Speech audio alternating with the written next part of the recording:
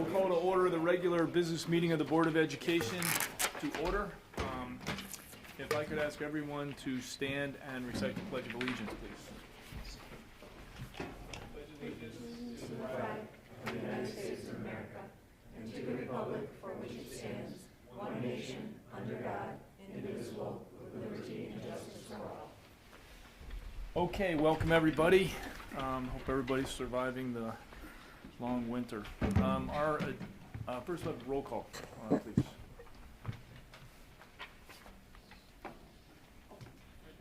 Yeah. Just call the name. We'll see who's here. Here. Here. Here. Here. Here. Okay, so we note for the record Alex Delapoli and Alan Maurer are absent. Given that, I would like to appoint Karen Lundstedt as Secretary Pro Tem tonight. Okay, good? All right, so our agenda, we have educational presentation on digital learning strategy this evening. Really no update on the President's report. We'll have updates from our student school board representatives, superintendent's report, then open it up for public comment. Anybody from the public who would like to speak, I'll remind anyone who is planning to speak that we have a 3-minute time limit. We will vote on the consent vote agenda, which is listed and I know was amended in the packet. There were a few other items in there. Updates on the program and personnel committee. Who's doing that for? Al's going to do the report for Dr. Maurer. All right. Facilities and finance committee. Chairman Batson will do that. Property committee. Steve, you got an update? Just an announcement on an upcoming meeting. Okay. CEDAW? Just a little announcement. Okay. Illinois Association of School Boards? Nothing? Okay. And then we will convene an executive session tonight for 3 items. 1, we'll review closed session minutes. 2, discuss purchase or lease of real property. And 3rd, discuss employment of an employee. We have no plans to take any action following that executive session tonight, so we will not be coming back for that purpose. All right? Anything else? Okay. Educational presentation. Well, this evening, the board and the community has heard us talk for the past couple of years about our digital learning strategy that's really been brought together in the last few months. And the D128 digital learning strategy is a multi-year sustained effort aimed at ensuring that all students have access to technological tools needed to achieve teacher learning goals. And joining us tonight are Assistant Principal for Curriculum Instruction at Vernon Hills High School, Joe O'Brien, and Associate Principal at Libertyville High School, Ray Albin, and they really help drive our instructional program. So they're going to do a presentation and then we're going to make a recommendation to move forward for the board to consider tonight. So gentlemen, we'll open up to you. All right. Pass these out. First trick is to not trip over any cords. Yeah. Thank you. Old school.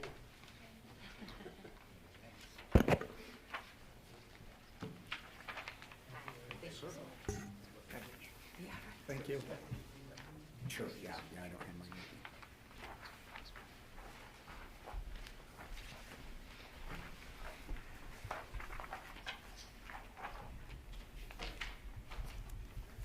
All right. So we'll open tonight with what you see before you is a packet of which we're really going to be primarily going over the 2 orange pages, the executive summary of the packet. And it's a pretty comprehensive plan as we've taken the last 5 months since August and really looked at what digital learning would mean to us in the entire district and the various aspects of what digital learning, the components of it, what they are. We've done some extensive research as we'll show you, and then what would be involved as we move forward here. So if you open up to page 2 on the orange sheet, Joe and I are going to just be going back and forth and sort of taking you through this. First off, once we began talking about digital learning back in August of 2014, at that time we were charged with finding some research information about what existed out there, what digital learning strategies were in place in our immediate area, and we began some extensive research. And you'll see listed, we went to places like Leiden, Glenbrook, We had conversations with Maine South and Mundelein districts to look at what their digital learning strategies were, or quite simply some of their one-to-one programs in those areas. And we talked with them. We went and did several site visits, whether it was at Leiden or Glenbrook or Mundelein, to see the devices actually in the hands of kids and the use of those devices within their curriculum. And from that, we were able to learn quite a bit about digital learning in general that's being used throughout sort of the suburban area. In addition to that, on those site visits, we heard a lot about what had gone into their planning prior to their implementation of their strategies, and that was very comforting to us, because while we were doing that, we were also doing kind of an in-house inventory of our readiness for the digital learning strategy. And we have some of the things that we were really looking closely at listed here for you. And for example, we are in our 4th year now of implementation of Google Apps for Education. We have several teachers that are leveraging those at a very high level. We are in our 4th year of having Chromebook carts in classrooms, and I have to mention quickly there that has been something that has grown exponentially since we first introduced the first few carts 4 years ago. We did have some experimentation with iPads also as a comparison for devices. We are in our first year, and I think in a successful first year, of implementing Hapara, which is kind of a Google Apps for Education management system that teachers can use in their classes. And we benefit from our continuous investigation into our broadband, our infrastructure, and how well we're able to use these in the classrooms on a daily basis. And as we looked at all of these various school districts, their policies of what they're implementing, the devices that they're implementing, how they're affecting curriculum, we became even more convinced, even though we had been using Chromebooks and this integration for over 4 years now, just how powerful these devices are in the hands of students, how it enhances their curriculum, and how it enhances just learning in general. And from our site visits, we were convinced this was the way to go. And our next step was, once again, some more research. You guys have in front of you some of the first generations of Chromebooks that we've had, and this is the Samsung books. But Chromebooks keep advancing in both their build and their battery life, their internal memory, their speed. And we needed to, if we're going to say that Chromebooks are the device for us, and that's the one we need to use, we need to look at a bunch of different Chromebooks, what's out there presently right now. So we did, once again, some more research. We did a 6-week pilot program where we brought in 5 different competing Chromebooks of different manufacturer. And on page 4, we actually list the models that we brought in and tested. And we brought teachers in, we brought students in, as well as IT departments from both buildings and department supervisors, and we tested these Chromebooks. We gave them to our students to use in class. We gave them to take home.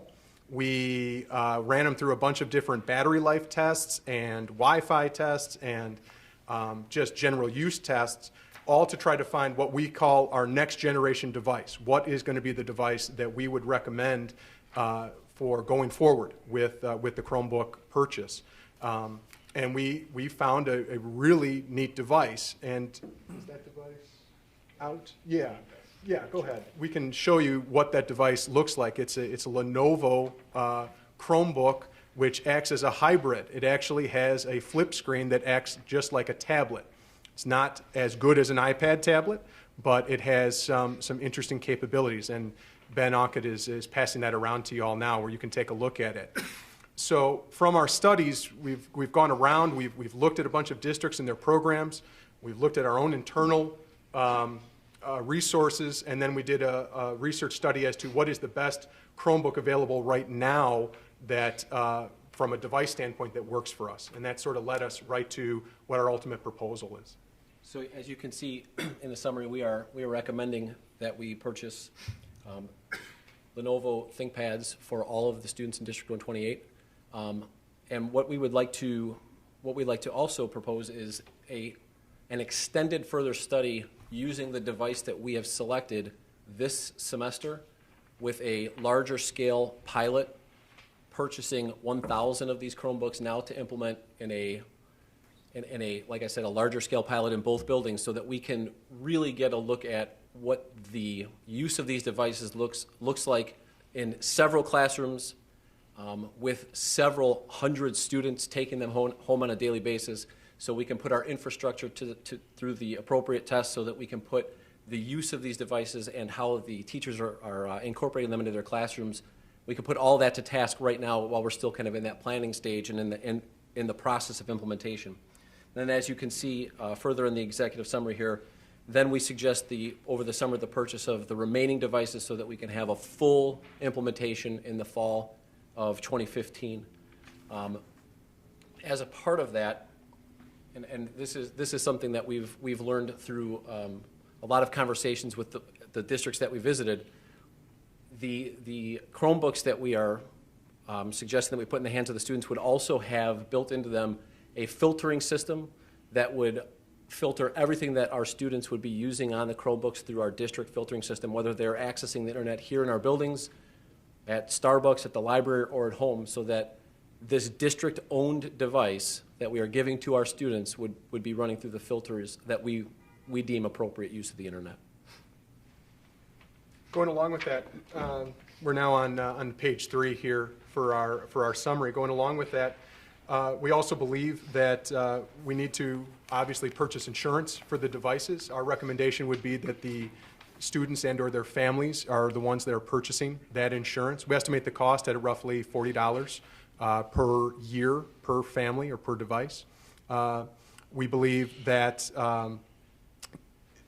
that investment of that insurance not only protects the device, but it puts into the game the students they're not just being given some device that they no longer really have to take care of.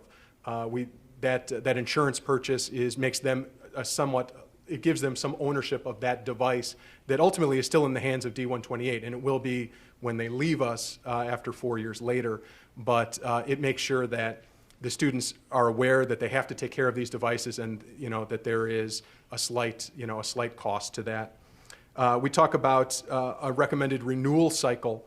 The earliest districts that went to adopt any type of one-to-one or digital learning device program initially started with a 3-year renewal cycle, and they have since changed that to 2 years. The technology is simply changing too quickly, and the expectations of the use of that technology is causing especially the first generation Chromebooks, to simply break down.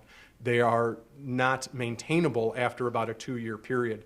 So we believe that at least looking at these devices and our technology purchases within a 2-year cycle to see where are we? Are these devices still serviceable for us? Are they still meeting the needs that we've set forth instructionally is important in what we're proposing.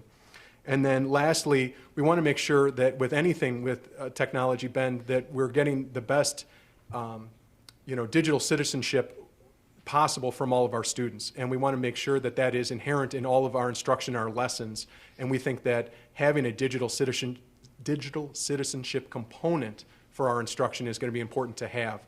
We'd like to see that put forward through both of our freshman transition programs, and then it would obviously filter through the years in terms of making sure our students are making the proper decisions on how to use these devices, how to search with these devices, and what they're using them for. One of the questions that we get asked quite a bit by whether it be teachers or parents about what's the benefit of a one-to-one strategy when the Chromebooks are in the classrooms and they're serving their purpose there right now, and the extension of that learning beyond the 4 walls of the classroom and beyond the 50 minutes of a class period is something that I think is a very powerful use of technology. And we have several teachers that are doing that at a very high level already. The idea of students collaborating, whether it be in a Google atmosphere or using online resources, and students being able to extend their learning beyond the classroom, this is something that is a part of 21st century learning. Along with that, we want our teachers to be a part of those conversations. We want our teachers to be a part of that process. And so we are, as you can see in the next point here, we are also recommending that we provide our teachers, our certified staff, with a device. And we are recommending that they be given the option of choosing between a laptop, which will also host some of those license-specific pieces of software that several of our teachers are still using that they can't leverage on a Chromebook, or if they are fully immersed in the Google atmosphere, that they could choose a Chromebook. But allowing our teachers to be a part of the extension beyond the classroom and beyond just that 50-minute class period, we believe is an important part of the digital learning strategy. And then the last component that, that we wanted to draw your attention to is professional development. Digital learning is new for our teachers as well as our students, and it's learning and changing basically curriculum and learning at a pace that hasn't been seen before.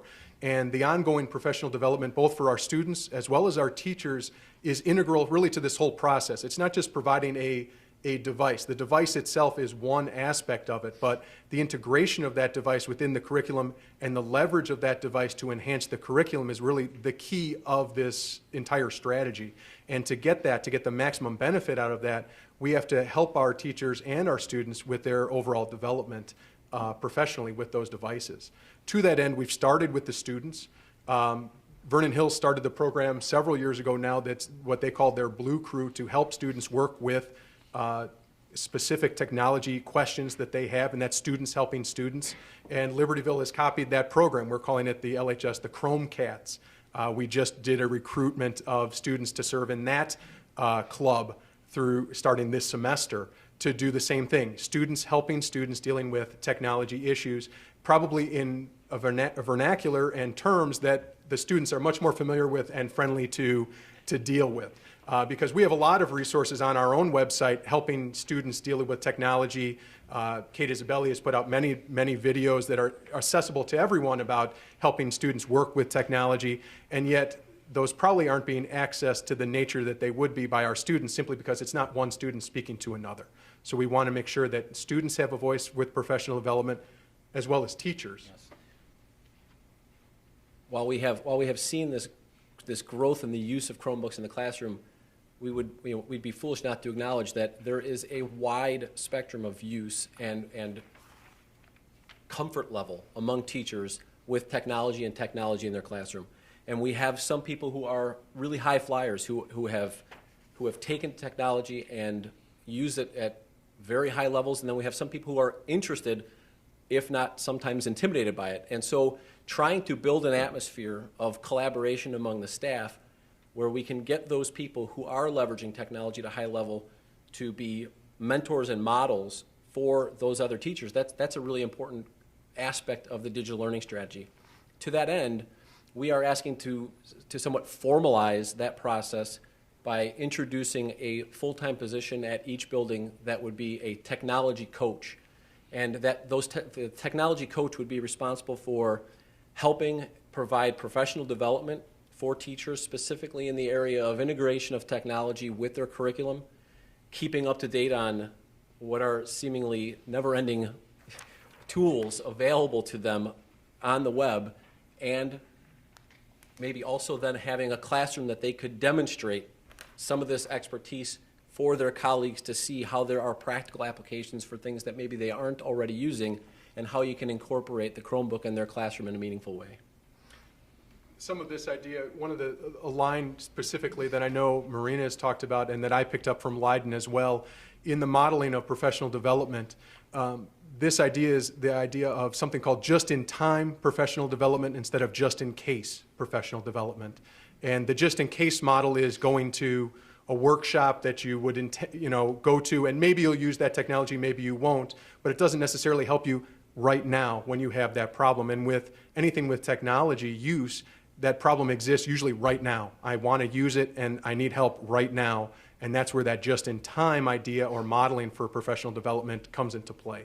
And that's really sort of what's driving some of our modeling for what professional development is going to look like in sort of a digital era. If you go in your book on the blue pages now, if you take a look starting on page 8, we tried to anticipate that this proposal is fraught with a bunch of different questions, and we tried to anticipate what some of those are, some of these main questions, and what our answers to them are on starting on page 8, and it goes into page 9.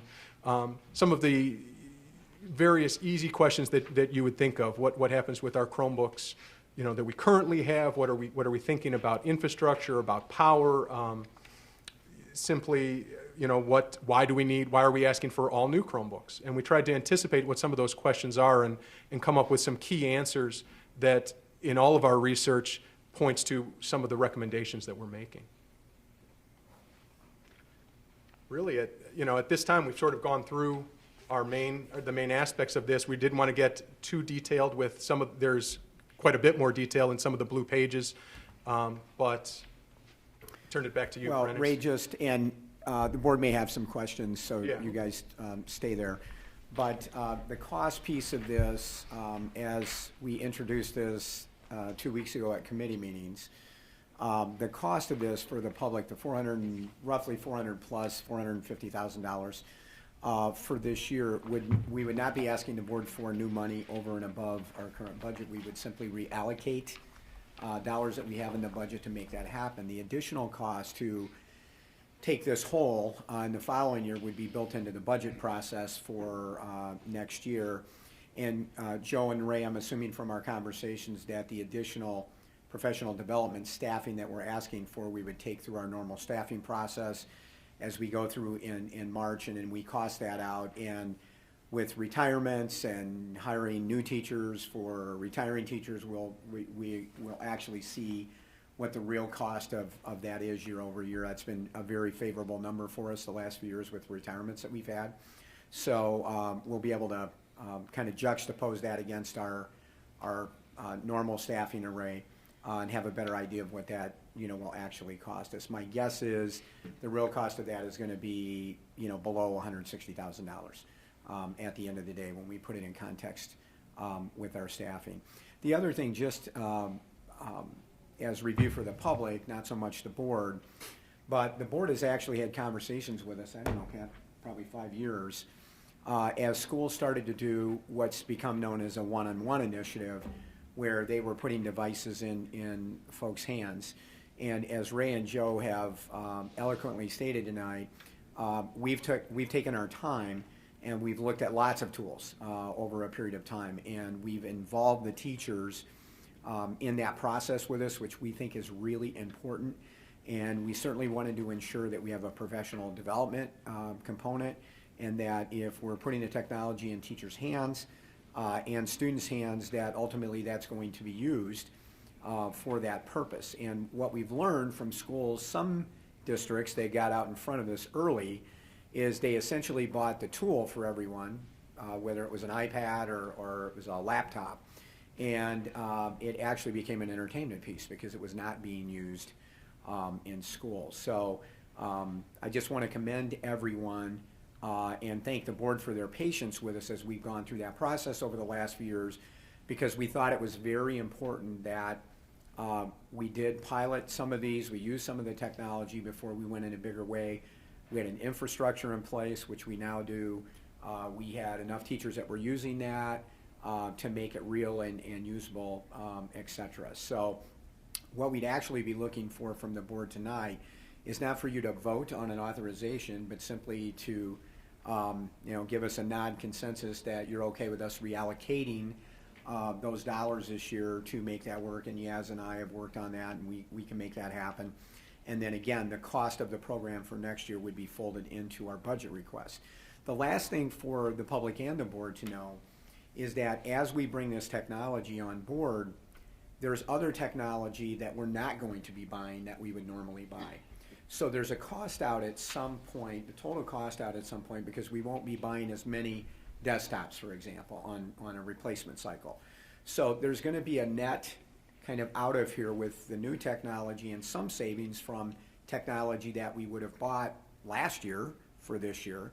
Mick and Yasmin and some other folks in the district will be working through that, so we can come up with a final number for the board as we're folding this into the budget for next year. So that's really what we're asking for the board tonight. As we do the pilot, we'll be back at some point toward the end of the year to do an update on that and to answer any additional questions. So there's just a few logistical pieces to the recommendation. So with that, we'll open it up to any questions from the board. I'd like to first start by just saying commending all of the people involved in this process and the recommendations.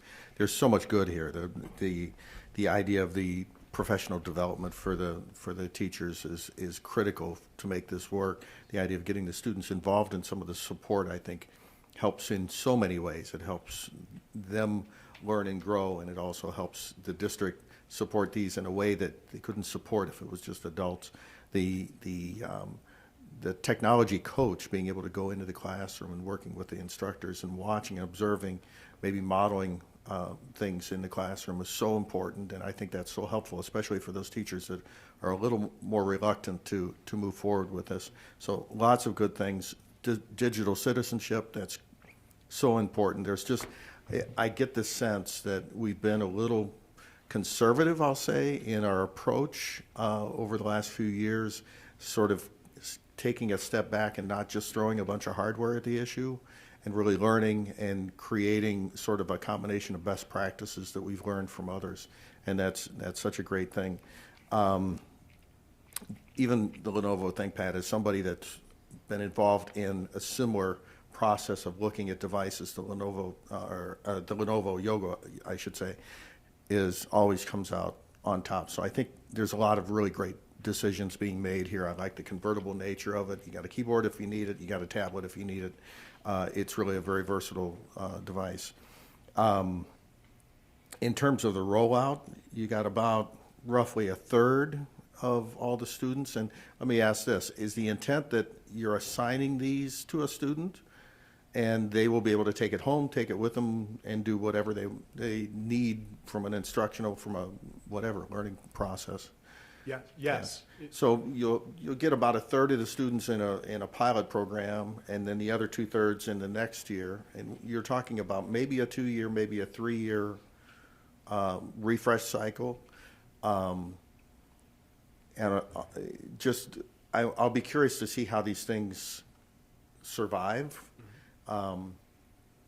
3 years doesn't seem unusual to me, but I haven't had as much experience in this kind of, where every student is taking these around with them every minute of the day and that type of thing. But just to be cognizant of, if it's a 2-year cycle, that's, $750,000 a year we'll have to budget from now on to replacement. If it's a 3-year, that drops down to $500,000. So it's a substantial difference that if we can get a longer life out of those, it does make some sense, but I wouldn't want to suggest that at the risk of diminishing what value they have in the classroom and for the learning. Yeah. Our studies with the Lenovo Yoga, as we looked at it and looked at other districts, in particular the Glenbrooks have this particular device. So far this year, they've experienced, of their roughly 3,000 students, they've only experienced 3 failures with the device, one of which was run over by a car. So they're finding with this second generation device of the Chromebook, it's extremely sturdy. It's showing good battery life, and in recharge cycle after cycle that it's holding up. So part of our thinking is that the device itself should be sturdy enough that you're right, that I think we need to look at it at a 2-year period, but I'd be hopeful that it'd be a solid enough device that we could extend so long as it's still working for our students. Yeah. And I believe in the students could probably comment on this. They really take these things seriously. We adults, they're going to toss them around, they'll toss them in their backpack, they won't take care of them. No, they really want to take care of them, because if they've invested time in homework, whatever, if they know that they're going to be without a device that they need to do their work, they take care of them. But so just my congratulations to the result here, and Thank you. moving forward and looking forward to the results of the pilot and the remainder of the systems going out next year. I just have a couple of practical questions. Do we have the ability right now for 1,500 kids to be wireless online at the same time? Yeah. Yes. Okay, because without that, we're kind of stuck.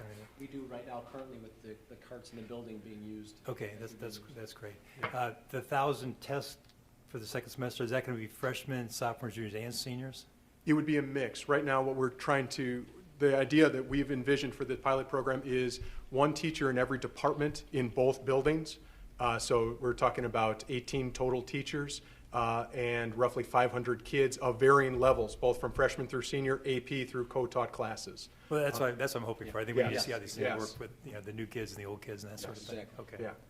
And then what else did you look, besides the yoga, what else did you look at as a device? What other devices? Yeah. Yeah, on page 4, we had them listed.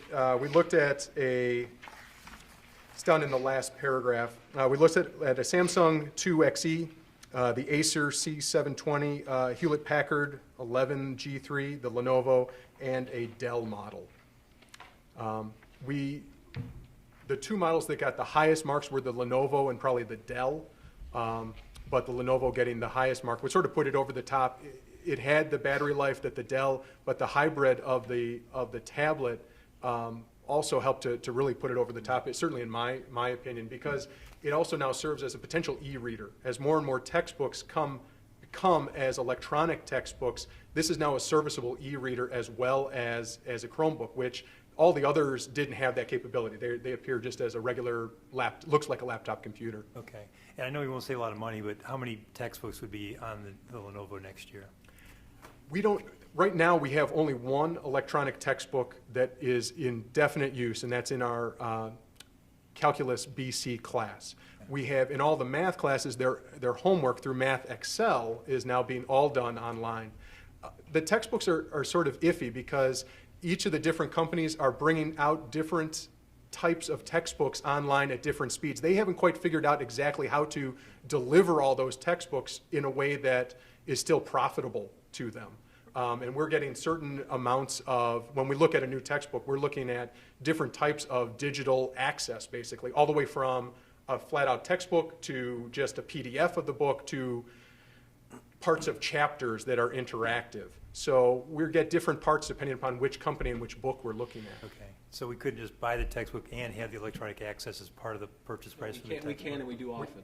Yeah, Because it seems to me that's a key part of this. If you can't really put the textbook on the Lenovo, the kid's carrying home all his books and the ThinkPad, it's not really helping too much. Well, and I Is that- think one of the things that I think Joe and Ray would underscore is in the high school textbook market, outside of college and university, of course, and we know how, Bill, you realize how expensive those are with your kids going to school, as the board members do, is a big profit center for the large textbook companies, and part of it is they're not willing to give that up yet, and so we are way behind at the high school not we, at the high schools in general, they're way behind elementary, kind of texts, elementary school texts. Having my two daughters having come out of elementary middle not too long ago, just the whole high school market is at a different place. But it will come at some point because eventually the marketplace will drive that. But they're very slow to that because those large, your calculus book and some of this very expensive textbooks. Oh, no, and- I get that. Yeah, I just so look they at the haven't, book. the textbook companies have not made the full transition to electronic yet. Yeah, there are a couple, I'll just chime in here with a couple things that I'm aware of.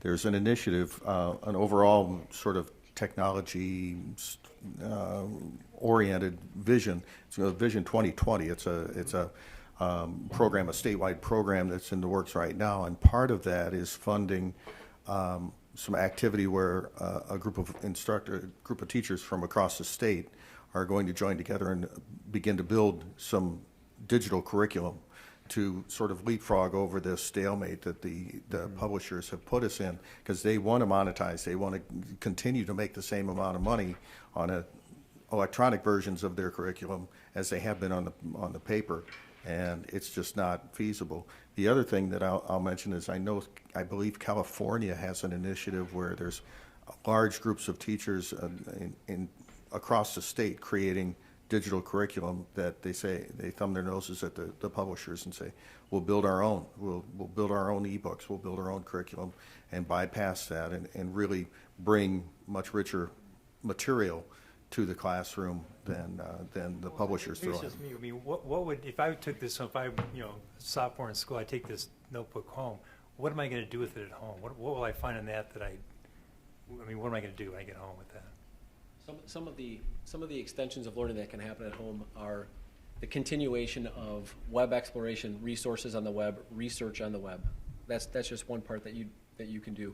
But also, several of our teachers are leveraging Google Apps for Education and assigning things and pushing assignments to students using Google Docs, Google Spreadsheets, Google Presentations.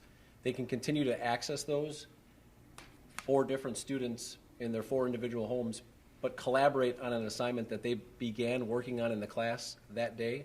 They can continue to collaborate without even being in the same space that night at home and bring that back to continue that work or to present in class the next day. It creates an online atmosphere, an online classroom that you can't duplicate without that device.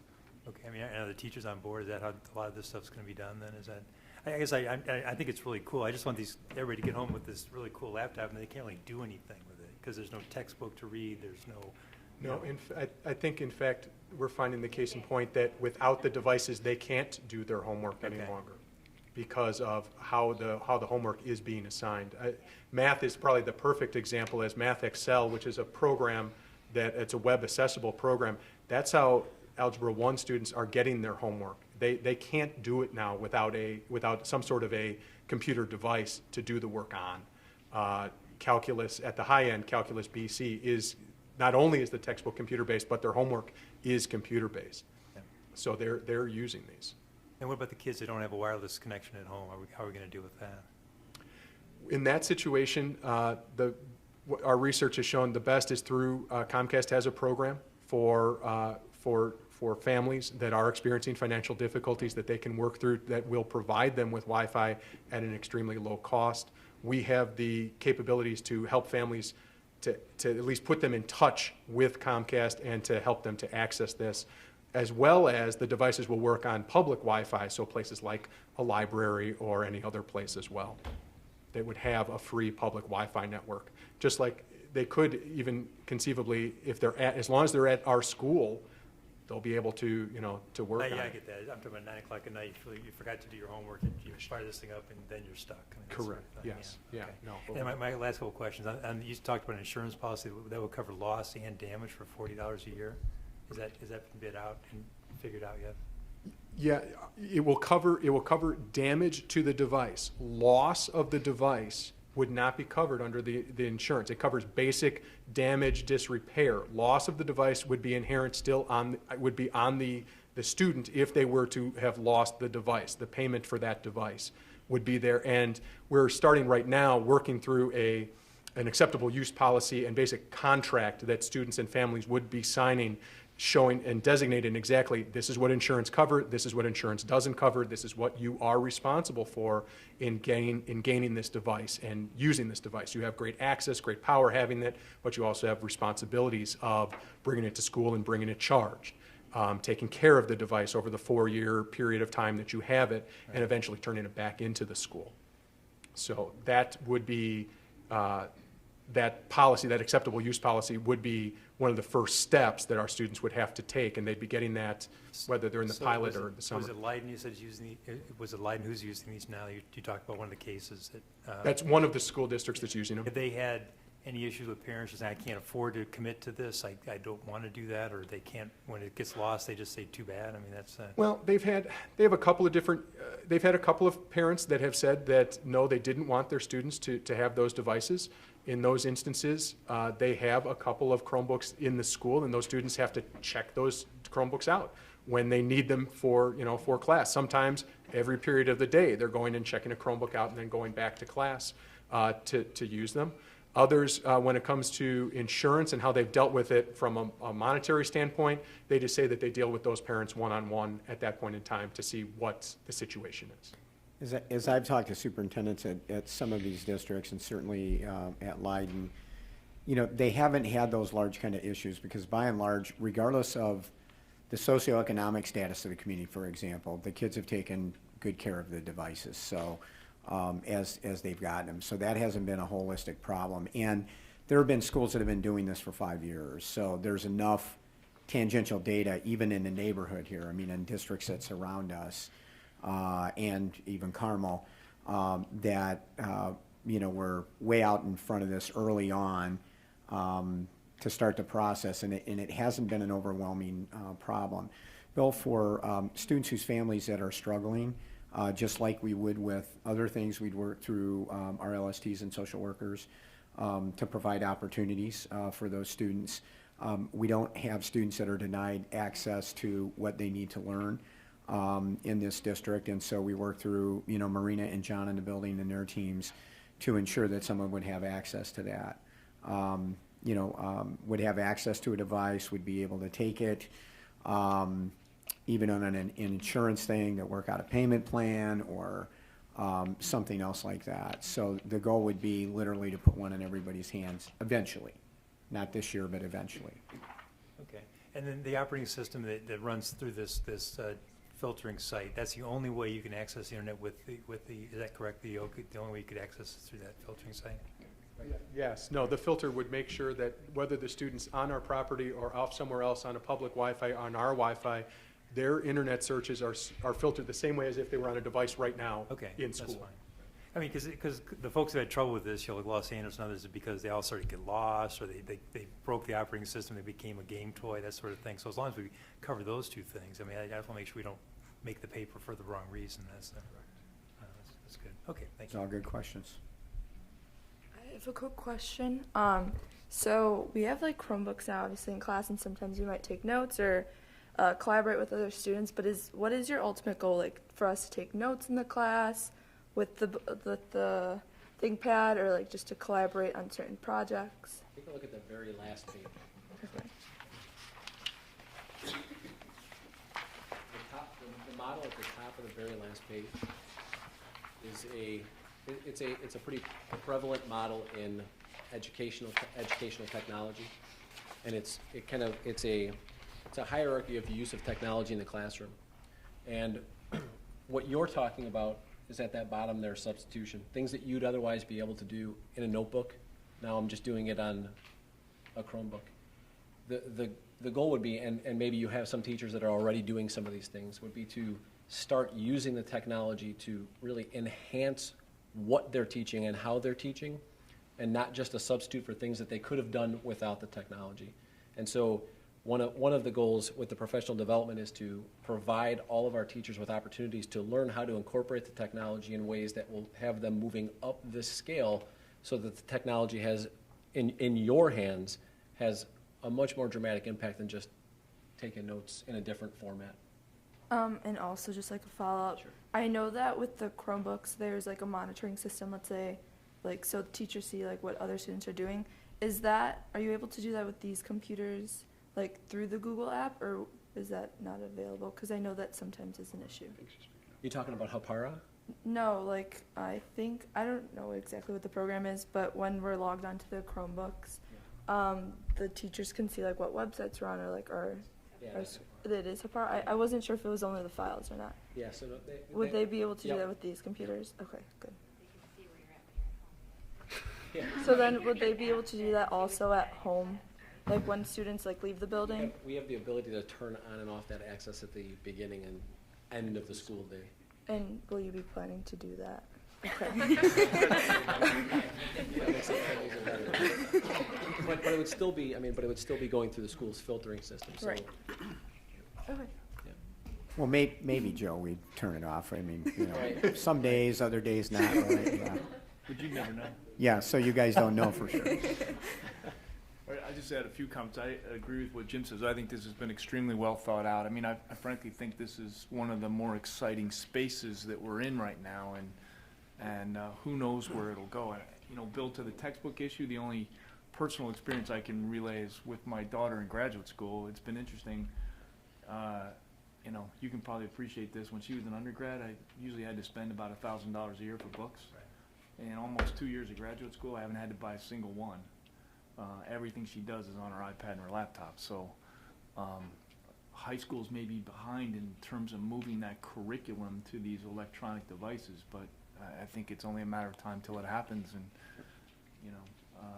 I think the learning is much more interactive. And when they're looking at a picture of a heart instead of seeing a flat 2D or 1D image, they're looking all around and seeing everything. So it's actually pretty neat. Intuitively, I know it's technologically maybe not the ideal situation, but I fundamentally would love to see them last 4 years, not so much from a money perspective, but I'm just psychologically attracted to the idea that when you come into the building, I give you one, and I expect that you'll leave and give it back to me, and you'll take very good care of it because it's the only one you're going to get. Okay? I'm struggling a little bit with the 2-year cycle because, you know, I can get away with. I mean, there's an incentive to get the new one in the second year. I imagine we'll see how that goes. It is about $1 million a year investment. Yes. So it's no small thing. I think it's a critical one that we make, but I do think we should challenge ourselves to look for ways to offset that wherever possible, because I would hope it's not completely incremental. I would ask one other question though in your research, and you know, also not unusual, especially in the college environment. I know when the tuition bill comes in, there's always one line item on there that's usually the IT fee. Tends to be one of the larger items on the bill. And I'm just curious. I mean, in your experience in the other high schools, you know, much as we charge fees for other courses and things like that, and you know, part of me thinks that on the IT side, maybe there should be some skin in the game and some sharing of the expenses of this, and maybe it's more appropriate to have the, you know, families using the devices instead of the retired ones who are not. So I'm just curious what you found in your research as far as, you know, so call it sharing the pain. Yeah, I was going to say, it runs the gamut. Leiden, the district, much like our proposal, Leiden is buying the devices. They are Leiden-owned devices. Glenbrook, the students are buying the devices. It is a wholly student-owned device, and they are buying their Lenovo, so around $450 cost for the device. Nowhere did we, in terms of a straight IT fee that was charged, I didn't come across any specific IT fees. That's not something that they advertised in their, you know, in what questions that we asked them. Their fee structures were radically different though by district, what they charge, because also at Glenbrook's they're buying their own textbooks, where at Leiden they're being given their textbooks like they are here. So it sort of depended on what the overall philosophy the district had towards fees and what the student or parent responsibility was for their educational costs as to what those devices were being charged at. Okay, and just two other quick questions. I mean, we had talked at one point when we were considering this about maybe a rental option and spreading that out. Did we dismiss that idea or not consider that further, or what were the discussions on that? Any thoughts? We honestly, we didn't. No one that we saw had a rental plan forward. It was the only two areas that, you know, where they were buying it. So at Glenbrook, it was basically a whole cost. You just bought the device. Now, whether they stagger that over sometime, I don't know if they do that. I'm personally not a big fan of saying here's a $500 bill when you're a freshman in high school. I don't really know that I like that idea too much, but I know we kind of talked about spreading that. Last question. I mean, just what fraction of our students may not have internet access at home? Any idea? That's a survey we'd like to conduct actually as a part of this pilot, and learn a little bit in the pilot with the students who are selected by the courses that we target, and then in the course of the second semester really get not just a guess number, but to find out exactly what we're looking at there. Okay. All right. So let me ask you a question. This was a little unexpected, actually. It's not usual that we have an educational presentation that requires us to support $1 million program. Okay. So maybe it's just me, but I got a little off guard. I just want to sort of pull out, how do we feel? Are we in a spot to give a green light? I don't think there's any question at all. I would hope that the merits of this are very high. And again, I applaud the conservative, thorough study that we've done here over the years. I know a couple of years ago when Carmel did their thing, Yes. you know, it's on the front page of the Daily Herald, every student in Carmel's going to get an iPad, and a couple of weeks later I was on the furniture truck with church, and I asked a couple of people in Carmel, I said, what are you guys doing with those things?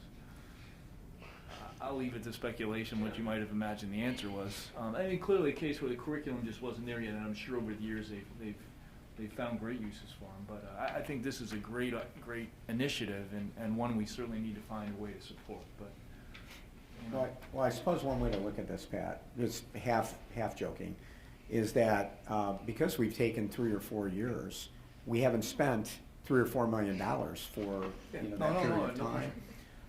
And that's one way to swing this, and I think we're going to have a better handle after we can do some washout on other things that we're not going to have to replace. We're not going to have to buy more technology. 2-3 years we can fold in more textbooks. Those kinds of things. But working together, all of us and Yasmin, we would want to track, I guess, if you will, that.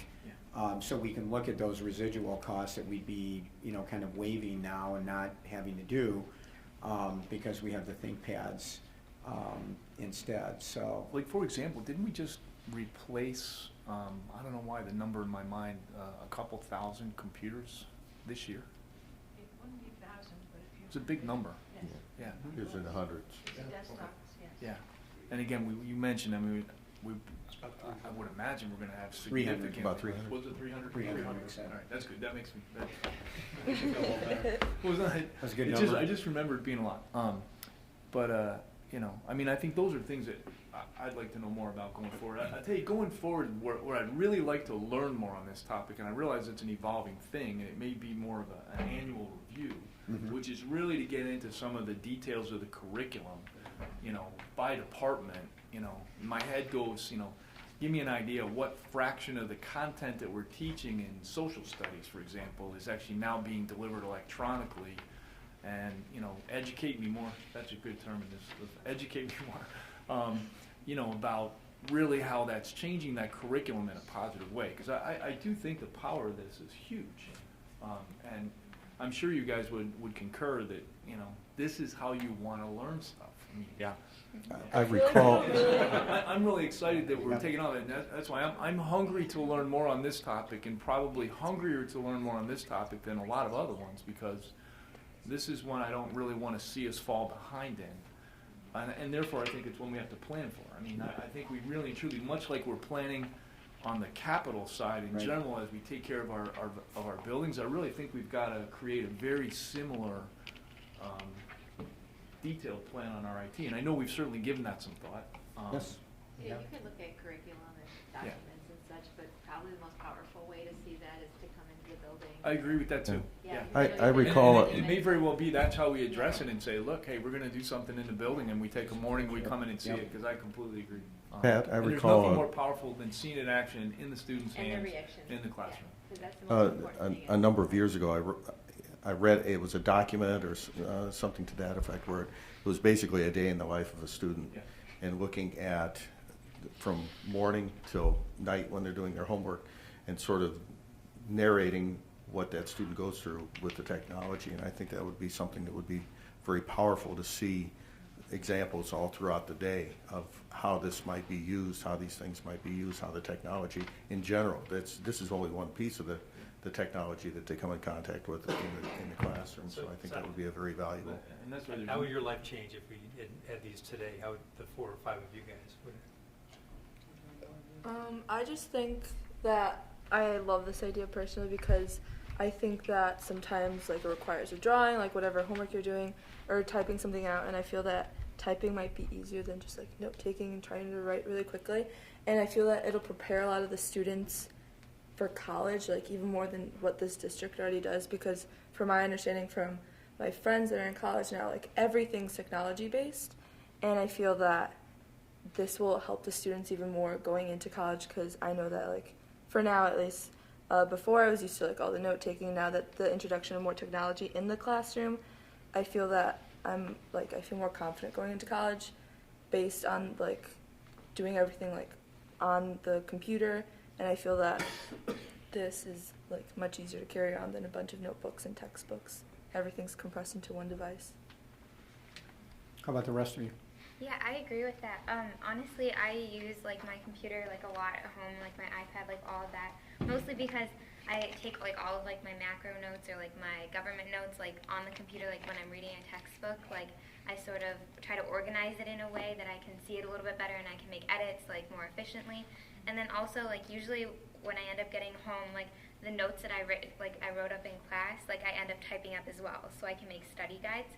So it would sort of be more helpful if I could be able to do that automatically in class already, instead of having to go home and redo it and just kind of have to go all the way through it again. So. Yeah, I mean, for me at least, it's the idea of kind of workability for content. And like Gina said, you know, some teachers are kind of bent on the idea that students have to come into class and learn how to take great handwritten notes, which is a useful skill, it's a useful skill to have, but maybe not always, right? I mean, half of the benefits from increased technology is that if I write something down, I can take that content and easily transfer it to other places, right? If I need to make a study guide, I can just copy paste versus transcribing and then readjusting. So there's a lot of time savings, there's a lot of logistical benefits. Just in terms of like kind of perspective as a student looking at the transition from, you know, the Chromebooks we have right now or the ones we had a few years ago to these, I think we're moving in the right direction. And that hopefully, you know, that's what we're going for. I think Chrome OS, you know, the operating system, the new laptops are based on, or the old laptops are based on, it's kind of gotten to the point now as an operating system that it's well-bodied enough that it's usable. It's a good counterpoint to Windows or Mac OS. In terms of battery life, I think 6 to 6.5 hours is going to be perfect for school. People can go home, charge it, use it at school, at home. But for the period they're in school, 6.5 hours is definitely enough. And then the idea, you know, to speak kind of to the question of, you know, why do we even need a 1-to-1 ratio? Why do we need laptops for students? Or, you know, if we do need laptops, why do we need a school-specific laptop? It's kind of the idea of specialization, right? It's the same reason that people buy Kindles instead of just using their iPads or their computers at home or their desktops to read books. People want a space where they can focus on one thing. So, you know, I have a Kindle because I don't want to be distracted by other things when I'm using my Kindle. I want to read. So in the same way, these new school laptops that have school filtering and are focused on school activities, they become a space for students to focus on schoolwork. And where they do that is variable, right? Because they're laptops, you can do it at the library or at Starbucks or at your house. But the fact that with these laptops, you kind of have a space to say, okay, I'm going to sit down in my room, I'll get my Lenovo ThinkPad out, and I'll focus on, you know, 2 hours of calc, etc. I think that's an idea that is important, and I think the fact that we're moving towards that idea is good. So that's kind of my 2 cents on it, on the issue. Okay. One more. Yep. Go ahead. Jordan. Just really quick, I think that since my freshman year, we've gone from using textbooks as like the main resource to having the internet and sort of the whole world as a resource, and I think that's a good thing, and I really liked it. Just one more comment on cost, and I'll review our recommendation, at least for the pilot, to get started. You know, this is not unlike, Mick, I don't know, 10 years ago when we really started increasing bandwidth. We really started bringing laptops in. We really, you know, increased the number of desktops. It became a cost of doing business in the world that we live in. And so I think the way we have to look at this cost is, Pat's absolutely correct, and as we've already talked, where we can get efficiencies from this, absolutely we should keep digging for those and documenting those. So, you know, as we're doing the cost out every year, we can see what those are. But the reality is, this is the cost of doing business to prepare our kids, you know, beyond high school. And where instruction is going, where curriculum is going, where the multiple tools are that teachers and kids can use. And it's that type of transition. Mick, how many times have we increased bandwidth, let's say, 10 years I've been here? Every year. You know, every year we've looked at, again, just And what the need has been, and have always ensured that, you know, again, the Wi-Fi capacity, high-density Wi-Fi capacity now, and the bandwidth has been more than sufficient to support the kind of teaching and learning that's going on right now. So every year. And this past year, significant, a 500% increase in bandwidth. And part of that is driven by the need to have that bandwidth to do standardized assessment in big numbers, right? Yeah. So, state's kind of driving that one. But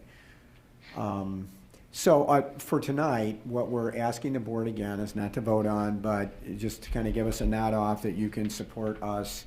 You know, because we would want your support to do that, but to reallocate the resources to do the pilot.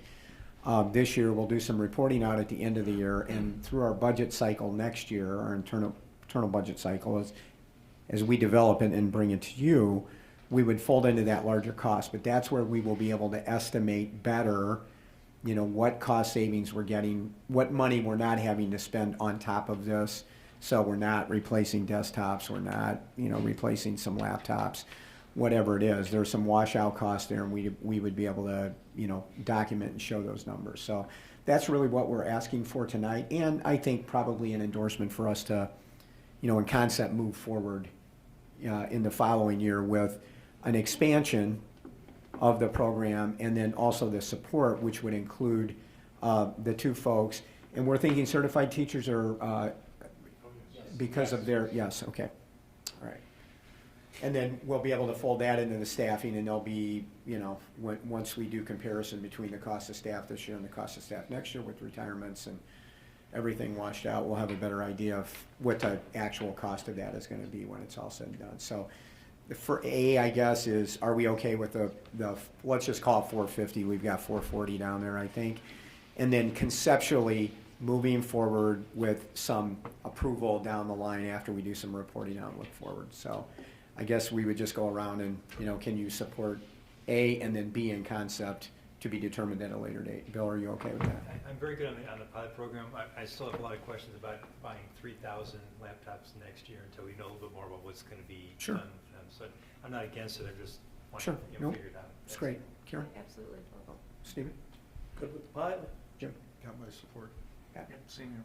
I'd also like to know more, think through though the disposition of these things. I'm not sure that a third party's gonna be doing much for us on a used Chromebook, so whatever you have to say. But otherwise, yeah, full support. Okay. Thank you both. Okay. Thanks, guys. Good job. Thanks, you guys. Good job. Yeah. All right. That was easy. One item. It's so long. Even though the topic comes up, once we figure out really what we're gonna do to fund this thing, I'd like to know what the ins and outs are, just so everybody's aware. Yes, absolutely. Absolutely. Since the budget conversations are usually so painstakingly tight. They're interesting. Okay. All right. Okay. That was good. All right, so nothing to update other. I thought last night's event, by the way, for those who went, was really great. If you were, last night's event was the annual Ed Red dinner at the Marriott O'Hare, and very well attended. I don't know how many people were there, but the room was full. The interesting highlight of the evening was Diane Rauner spoke. And she is, shall I say, a very strong advocate for preschool education. And apparently it's her first public speech in her new role, which she's been in for 2 weeks. And it was very well done. Very articulate person, very well educated person. We actually lost track of where her degrees were from because we were distracted by the time she got to the Stanford degree, we kind of lost track of what she had said. Okay. But very, very impressive and very, very passionate about her, real mission with preschool students. And what she challenged all of us to think about is how we can get out in our local communities and, shall I say, get, no pun intended tonight, more connected, with our preschool colleagues and what they're doing. She made a very persuasive case for how important those birth to 5 years are in terms of, shall I say, creating the highways that, really lead to the kinds of students that we want. I think that was really the case that she was championing, but very well done. And I think that's probably my 9th or 10th Ed Red. Mm-hmm. I would say one of the best that I've been to, so it was really good. Okay. Let's see, student school board reps. So for Vernon Hills, junior Jacob Stern will be going to state. He placed 9th overall out of 100 bowlers on last Saturday's competitive sectional. And the dance team placed 2nd at sectionals and will move on to state this weekend. For student activities, Student Council has started planning this year's winter dance, which will be called Winterfest, and we're asking students to wear all black. And the setup is similar to a music festival, which is different than what we had last year. And with the help of Boom, which is like the new DJ company, part of B96, like we're planning to make a really great event where students can just like come together in a safe environment and have fun with each other. And then our annual blood drive is this Thursday, and we hope to get many donations from students. And tomorrow after school, NHS will be hosting its first auction, and pretty much what it is that they want to give back to the students for all their hard work on volunteering. So they'll get, based on their service hours, they'll get the same number of tickets, and then they can bid the tickets and receive like either just a stuffed animal or like a $50 Amazon gift card to use with whatever they'd like. And then Junior State of America will be going to Winter Congress in Washington, D.C. on Valentine's Day weekend, and they will receive a tour from Congressman Bob Dole and visit Georgetown. For fine arts, Symphony Orchestra was asked to perform in a clinic at both Roosevelt University and University of Illinois, which will take place on Saturday, February 7th. The 13 students selected for ILMEA All-State Music Festival leave tomorrow during 8th period for Peoria, and we'll have 2 days of rehearsals and concerts on Saturday, which Lynette Huerta, the other board representative, will be at.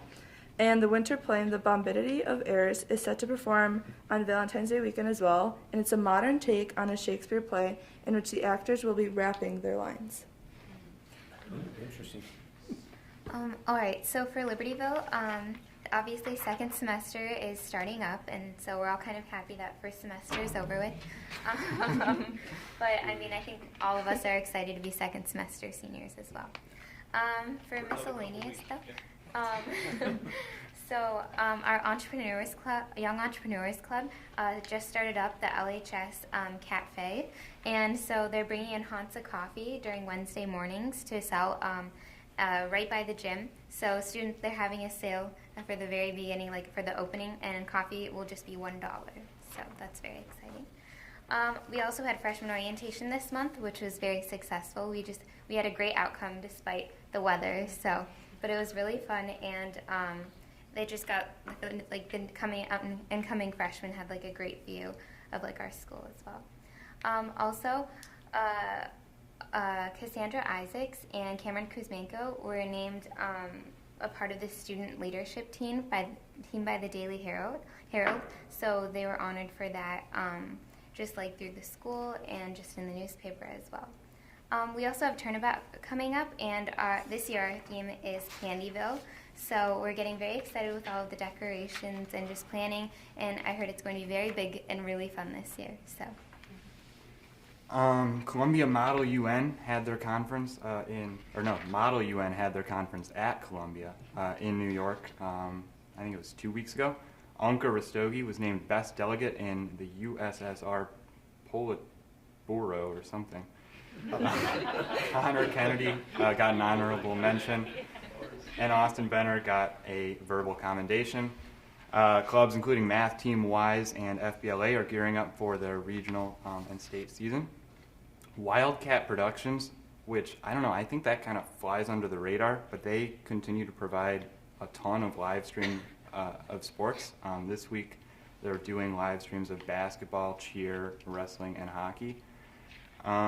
Debate did really well at their recent tournament. They play the names of the debate winners on the announcements, and it went on for like 2 minutes straight. So they did well. And there's a new club called the Aviation Club, and I don't know too much about it, but it's the Aviation Club, so that sounds pretty cool. Okay, so just to touch briefly on the Model UN Conference, Columbia's in New York, and as you know, that's the international headquarters of the United Nations. So one of the things we did that was unique to Columbia versus other conferences is the organizers of the actual conference, Columbia undergraduates. They set us up with local consulates. So our delegation from Libertyville High School went to visit the Pakistani consulate, and we talked to them for 2 hours about international affairs. And it was cool because, you know, the club is model of United Nations, and we spent a lot of time simulating these things, but getting the chance to actually meet someone who was actively involved in them was a great segue into our pursuing those fields in undergrad. But it was also just really interesting.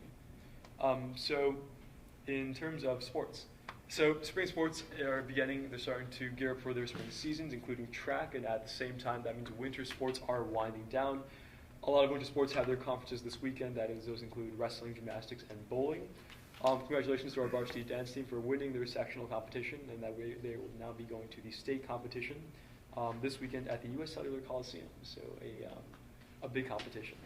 Cheerleading, again, congratulations on the team's highest score this past Sunday at the NSC Conference Championships. And again, sectionals will be this Saturday at 1:50 in Rolling Meadows. our hockey team, which again tends to fly under the radar sometimes, the Ice Cats, they will be playing this Wednesday versus Prep at 8:30 at Glacier Ice Arena. And Fan Appreciation Night for the Ice Cats is the Saturday, January 31st at the same arena. And then one last thing, just to kind of sum up our report in terms of the technology initiative again. You know, as a student, I think regardless of, you know, the decisions made by schools in the area and nationally, you know, as a society, we are moving towards a technologically integrated community. And the fact that we're kind of jumping ahead of the game and getting ourselves ahead of, you know, kind of that massive wave when it does come is something that will set us up for more success and even more than we have already. One last thing, as far as the bandwidth goes, as a student, we do notice it and we do appreciate it. So thank you. I'll pass it on to Mr. Torres, who's left already. You probably go home and find it's not nearly as good. Yeah. If your internet's anything like mine. Okay, great job. And by the way, if you don't mind me advertising some of our local talent, you can tell your friends in the aviation club that there's a resident resource here, Mr. Ratzer. Have you? Okay. Yeah. So I'm sure would be more than willing to share some stories there. We had an aviation club in my high school just a few years ago. And I think we sat in the cockpit of one of the first 747s, so you can just go figure that out on the internet, how long ago that was. Okay? All right, great job. Superintendent's report. Okay, more good news. Thanks to the students for the good news, but also your insights, and we always so appreciate having you here. A couple of things at the district level from the Niche High School Ranking Service. For 2015, Niche, a school district ranking service, has ranked Community High School District 128, the fourth best Illinois high school district in the state. Our 2015 Niche ranking easily places Community High School District 128 in the top 0.005% of all districts in the state of Illinois. So that's very cool, and congratulations to the students, the teachers, and the administrators. Very nice. Niche rankings incorporate publicly available data and statistics such as school report cards, assessment data, and they also use available survey data in the following areas: academics, administration and policy, teacher quality, educational outcomes, extracurriculars, health and safety, student culture and diversity, and resources and safety. Secondly, the Green Oaks, Libertyville, Mundelein, and Vernon Hills Chamber of Commerce. The Green Oaks, Libertyville, Mundelein, Vernon Hills GLMV Chamber of Commerce has chosen District 128 as their organizational member of the year. District 128 has long ties with the chamber, and D128 has had an active representative on the GMLV executive board for a number of years. District 128 Director of Community Education and Grants, Diane Phillips, currently serves with distinction on the GMLV board and in several other capacities as an officer of the chamber. Past D128 representatives have included D128 Director of Communications Mary Todrick and former VHHS Business Department Chair Nancy Shipley. Given the GMLV Chamber is a business-oriented organization, it is indeed a very special honor that a school district was nominated and recognized with the Member of the Year Award. The Member of the Year Award recognizes a member organization that has gone above and beyond in supporting the chamber. District 128 received the award at the GLMV Annual Recognition Dinner on Friday, January 23rd at Independence Grove, where former Chicago Bulls legend Bob Love was the keynote speaker for the event, and he was absolutely amazing. Special congratulations and thanks to Diane Phillips for her outstanding work with the GLMV Chamber. We would not have received this recognition without Diane's outstanding work with them. So congratulations to Diane on our behalf. Back to student good news. Congratulations to senior Cassandra Isaacs from LHS and Catherine Frantz from VHHS on being named in the 2014-15 Lake County Leadership Team. Congratulations also go to Naren Akarati from VHHS and Carmen Kuzmanko from LHS on receiving honorable mentions. The following students were named LHS January Students of the Month: Ian Hebert, Madeline Fisher, Elena Hart, Emma Gorman, Demi Glusick, Madeline Herberger, Daniel Samuelson, Tyler Janais, Colin Hawkinson, Philip Nauman, and Alice Hubbard. LHS Athletic Director Brian Kelly has been chosen by the Illinois Association of Athletic Directors Slating Committee for the Executive Board position of President-elect. The official election will take place at the May IADA conference in Peoria. LHS College and Career Counselor Amy Belstra has been chosen by the Colleges That Change Lives, CTCL membership and Board of Directors as one of the 2015 Counselors That Change Lives. This honor is given in recognition of her dedication to the college counseling profession as it reflects the mission of CTCL organization to promote and support a student-centered college search process. And I'm certain that the students from Libertyville would do 2 thumbs up for Ms. Belstra. The LHS FBLA team competed in the area competition on January 17th at Wakanda High School. LHS students competed against over 450 other members representing 14 schools within the FBLA northern area. LHS students honored in the competition were first place in business presentation, Ann Mole Shah and Nihar Padki. And fourth place in business plan was Sophia Pardinas. Ninth place in business math was Michelle G. Sixth place in global business, Emily Baumstark, Sabrina Kite, and Becky Smers. And first place in entrepreneurship, Sam Gold, Grant Dean, Alex Kratoski. Second place in banking and financial system, Jason Zabo. And first place in social media campaign, Kathy Verba. And fourth place in business law, Tim Miller. First place in sports and entertainment management, Michael Watson and Owen Hessler. And second place in agribusiness was Katie Shue. So congratulations to all those students. At the recent area Winter Games, 4 D128 Special Olympians qualified for the state Winter Games to be held in Galena in February, keeping up a long tradition of our Special Olympians doing very well. 4 qualifiers were Johnny O'Connor from LHS, Eric Hatterline from LHS, Eduardo Aguilar from VHHS, and Nathan Ferrara from VHHS. Earlier this month, District 128's 2 Special Olympics basketball teams competed in the area basketball tournament at Hersey High School in Arlington Heights.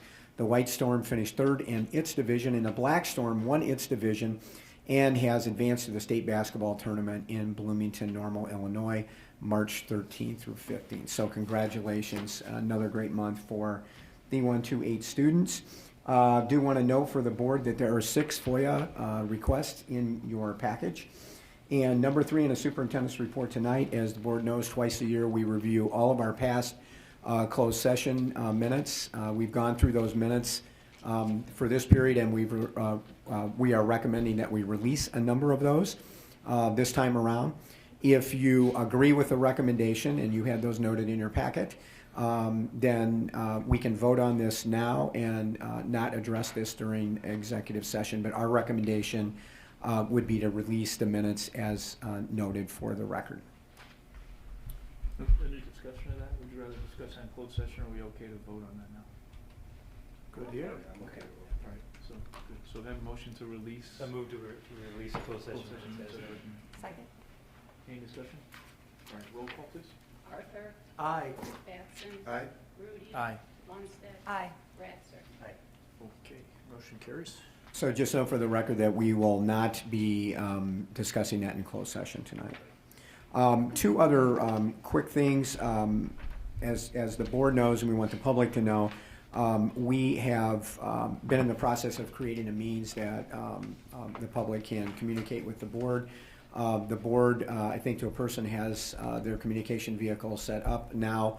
We're not quite ready to go yet, but within the next week we'll be testing the system, and then it'll be up and ready, and we'll make a public announcement to that effect. But we do appreciate McTorris's work on this and the technology folks, as well as the board's patience in doing some initial testing on this.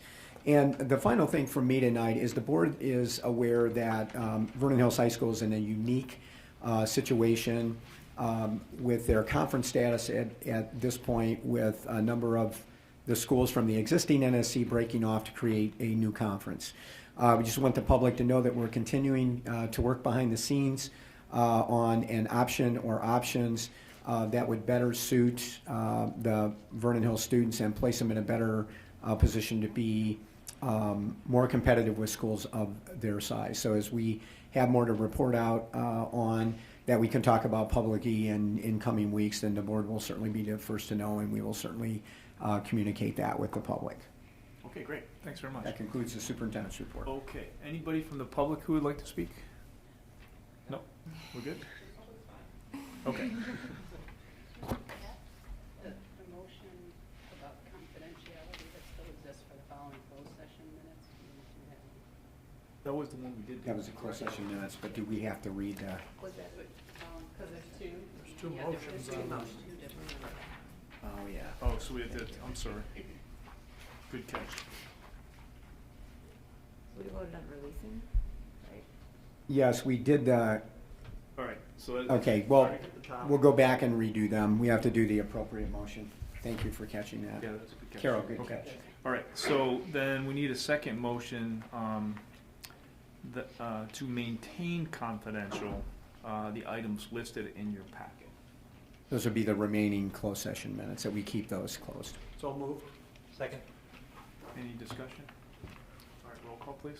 Batson, Aye. Grudy, Aye. Lundstedt, Aye. Ratzer, Aye. Arthur. Aye. All right, motion carries. Carol, Denise is rubbing off on you. That's a good thing, right? That was great. Okay. All right, nobody else? All right. The consent vote agenda is listed, was reviewed in committee earlier this month. There were a few changes that were listed in the packet. So if I could ask for a motion to approve the consent vote agenda as listed. Move to approve the consent vote agenda as listed? Second. Any discussion? If not, roll call, please. Grudy, Aye. Lundstedt, Aye. Ratzer, Aye. Arthur, Aye. Batson. Aye. All right, motion carries. Program and Personnel Committee, I believe Dr. Fleming, is that correct? Yes, I'll quickly go through the board policies. Policy 2140 is actually what we just discussed about the board having email addresses on the website. That's required, and so that's now part of our board policy. Policy 445 is about delinquent debt recovery and how the district is allowed to recover debt. Policy 4120 on food services, that's an update to the policy just to align with the U.S. Department of Agriculture's Smart Snack rules. In personnel, policy 510, we've added the names. We were required to add the email addresses to the names of our discrimination coordinators. Policy 5185, Medical and Leave Act, it just clarifies in some of the FMLA requirements aligns with federal law. Policy 5220 changes teachers, now including substitute teachers, have licenses and certificates, and that just updates that language. Policy 6280 is about park completion, so we got rid of the language with the PSAE and replaced that with park. Same with policy 630. It removes PSAE as a graduation requirement and now adds park or some equivalent assessment for graduation. Policy 6310 is a rewritten policy in response to legislation about credit and about credit for non-district experiences. Policy 6340, student testing and assessment program, again, updates language aligned with park. Policy 7100 now requires students to, in their immunization, they're required to be tested for meningococcal disease in students that enter grades 6 and 12, so our students will be impacted by that. And then lastly, policy 7270 has to do with the use of EpiPens and the distribution of EpiPens to the general public. Okay, so there's just first reading, no motion needed, right? No motion yet. Okay. Educational tour requests? We reviewed those in the committee. These are the same ones that I think we reviewed in committee, is Yes, that correct? you Okay. reviewed these in the last PMP agenda. We have 3 educational tour requests, so we'll need All right. a motion. So and just need a second for motion that. to approve the educational tour request as listed. So moved. Second. Any discussion? Roll call, please. Lundstedt. Aye. Ratzer. Aye. Arthur. Aye. Batson. Aye. Rudy. Aye. Okay, motion carries. And then no changes to the employment of employees that we discussed in PMP. Okay. Motion to approve the recommended employment of employees. So moved. Second? Any discussion? Not roll call, please. Arthur. Aye. Batson. Aye. Rudy. Aye. Lundstedt. Aye. Ratzer. Okay. Bill, did we hear you? Sorry? Oh, yeah, aye. Okay. Okay, motion carries. That concludes the report. Thank you very much. Facilities and Finance, Chairman Batson. Yes, we have one item on a project approval. It's Jess's favorite topic, a dance floor that after a number of go-arounds, we found a viable place for this. Our program keeps growing, and so we need to find space for it, and we think we have. And I'd like the board to approve us purchasing the advanced Mondo 10mm rubber sheeting that we have in the cafeteria. It's been very successful for us. We'd like it to go to the Crew Link room, which is in the arts wing of LHS, and it's a tune of $33,920. And that would be purchased out of a purchasing co-op with Kiefer floors that's out of Linden. They were a little bit, right? They, the state put under the program. they're the lowest. Okay. So we need a motion and a second. Move to accept the LHS Mondo dance flooring as outlined by Jeff. Second. Any discussion, comments? Okay, roll call, please.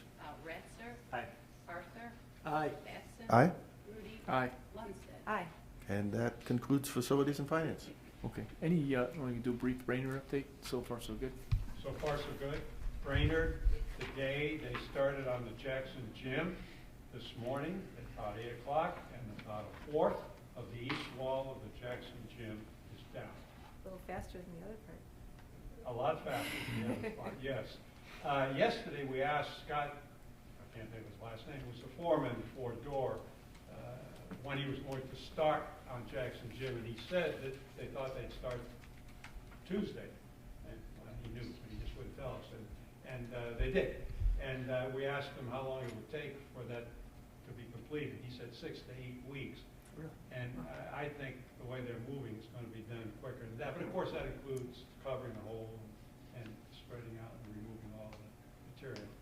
Remember, March is our deadline. We need that facility so that the girls can play lacrosse on that field. So once again, we're going to be at a deadline.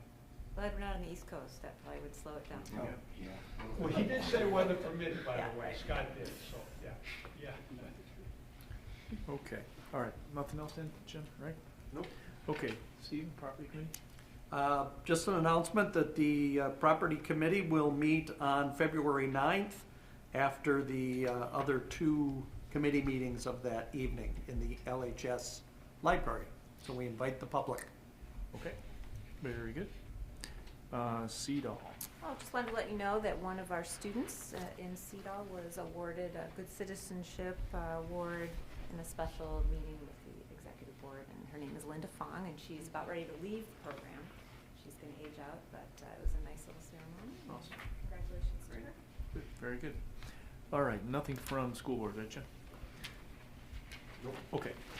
So we are going to convene an executive session. Again, we'll change the agenda. No longer necessary to review the closed session minutes.